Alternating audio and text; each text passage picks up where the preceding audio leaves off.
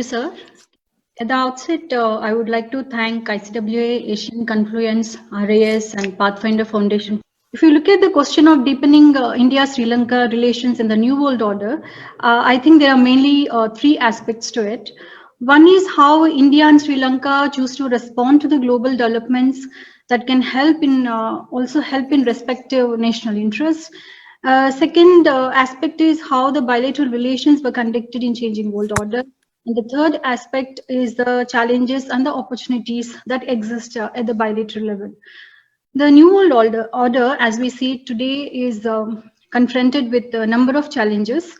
Some of these challenges are born out of geopolitical, geostrategic issues and the declining multilateralism.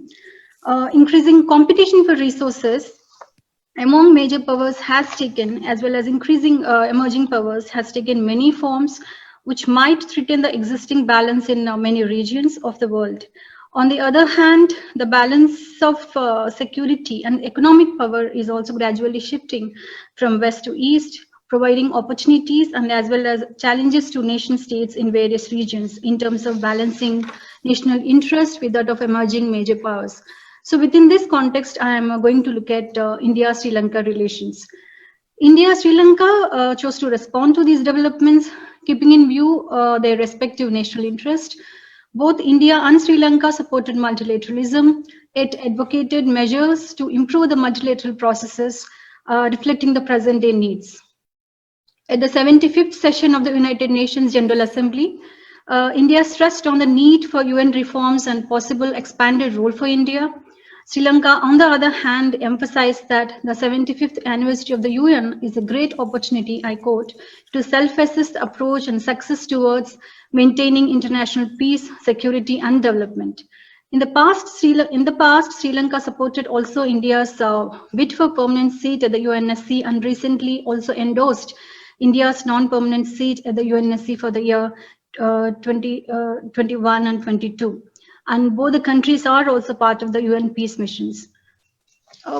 Presently, both the countries are facing a number of economic and social challenges due to the global pandemic.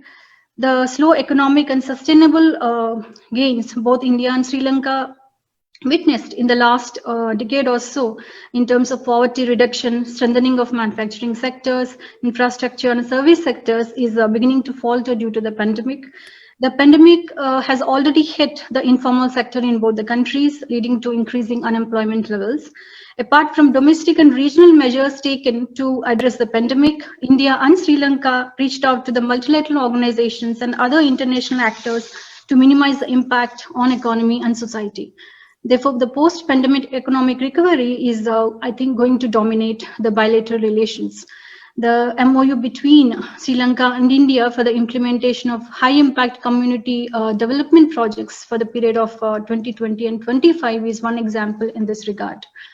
The other aspect is the changing world order also is that in the changing world order, it also necessitates steps towards productive engagement with the regional and extra-regional powers. At the region level, regional organizations have become important platforms in putting forward common vision for the region through SAARC, BIMSTEC, and IORA, where India and Sri Lanka are members. India's emphasis on Act-East policy and Sri Lanka's increasing engagement with ASEAN member states and strong diplomatic ties are examples of how both the countries are looking towards exploring untapped investment, economic, cultural, and strategic opportunities with the region. Sri Lanka signed an FTA with Singapore and also hoping to become a sectoral dialogue partner with ASEAN.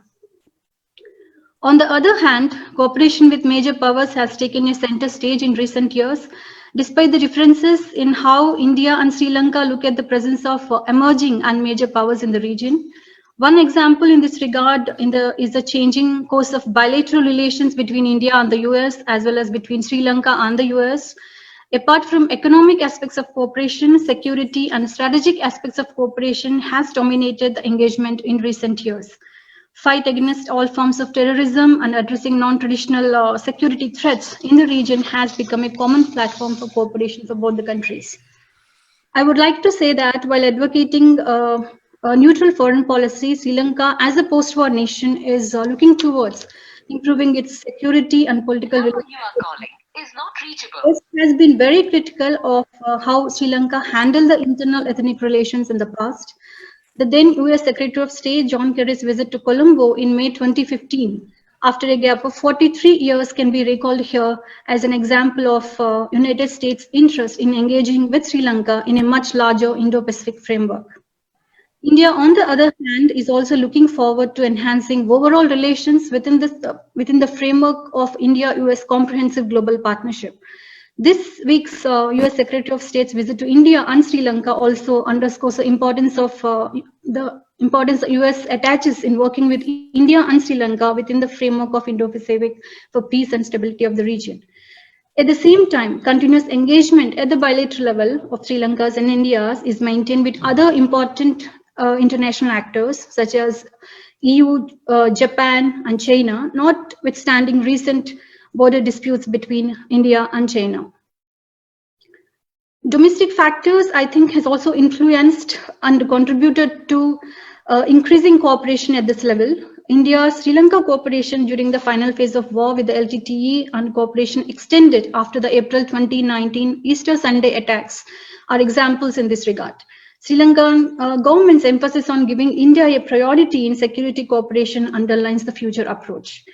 However, present global developments also pose a number of challenges in deepening bilateral relations. India and Sri Lanka bilateral relations in recent years, I think, are much more stable. Sri Lanka's post-war decade, that is the last decade, has opened up a number of challenges and opportunities for Sri Lanka. India has been with Sri Lanka at this important juncture in rebuilding the war-affected regions of the country, supporting the Sri Lankan government at the UN, and trying to strengthen economic and investment linkages. Nevertheless, China factor emerged in India-Sri Lanka relations, and domestic electoral politics of Sri Lanka continues to have an impact on strengthening investment as well as economic linkages as expected by India. Delays in implementation of agreed Indian projects is also an issue. Sri Lanka is looking at economic avenues beyond South Asia to meet the needs of the economy. However, there's a lot of scope in improving economic and energy cooperation, connectivity between India and Sri Lanka, taking into account each other's limitations and strengths. The most important aspect in deepening India-Sri Lanka relations is the convergence of views in how both look at their role in the Indian Ocean region and work towards peace and stability. I think there's a gap in how both perceive their roles in this arena. India's developmental and humanitarian assistance role has been well appreciated within Sri Lanka, but India's role as a net security provider in the Indian Ocean region has been contested. Sri Lanka is trying to emerge as an important player in the Indian Ocean region by projecting itself as a potential hub, and efforts are made in this direction in Sri Lanka. Leveraging its strategic geographical position in the Indian Ocean region and using its natural deep sea harbors by working with all stakeholders is what I think is Sri Lanka looking for in the future. But the asymmetrical nature of relationship, deep trust deficit, and geopolitical and geostrategic calculations resulted in balancing acts by Sri Lanka, rightly so from the Sri Lankan perspective. Both Sri Lanka and India emphasizes and agree on rule-based order and peaceful use of ocean for commercial and maritime activity. Sri Lanka's endorsement of China's Belt and Road Initiative and infrastructure building at strategic points has been a concern for India. As Sri Lanka and India cooperation in this area is vital for maintaining peace and stability, I think only the transparent dialogue and possibilities of exploring engagement with all stakeholders can bridge the gap in the long run, though it will be a difficult process. I would also like to mention that not just the China factor, I think the US factor is also slowly emerging in the region.